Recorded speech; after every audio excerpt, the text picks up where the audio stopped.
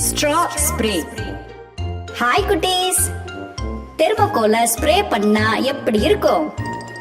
இப்போ நம்ம அதை தான் பார்க்க போறோம். இந்த மாதிரியை செய்யறதுக்கு நமக்கு 2 ஸ்ட்ரா, 1 டம்ளர் தண்ணி, தெர்மோகோல் பந்துகள் தேவைப்படும். ஸ்ட்ராவோட 3ல் 1 பகுதியில பாதி வெட்டி செங்கோண வடிவத்துல வளைச்சு வச்சுக்குவோம். இந்த ஸ்ட்ராவானது வளையாம நிக்கிறதுக்காக ஒரு ரப்பர் துண்டை ஒட்டிக்குவோம். இப்போ ஸ்ட்ராவோட வளைந்த சின்ன பகுதிய தண்ணி இருக்கிற டம்ளர்ல வச்சு நீண்ட மற்றொரு பகுதிய ஊதுனா அப்படியே தண்ணீரானது மழை சாரல் போல ஸ்ப்ரே ஆகும்.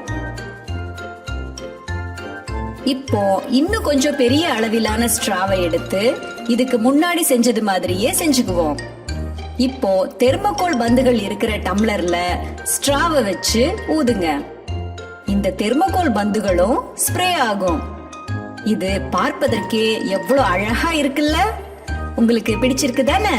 இதுக்கு என்ன காரணம்னு பார்க்கலாம்.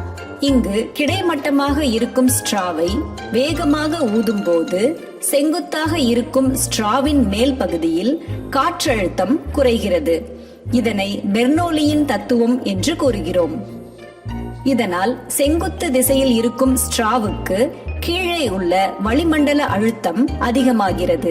அதிக வளிமண்டல அழுத்தம் தண்ணீரை மேல் நோக்கி தள்ளுகிறது.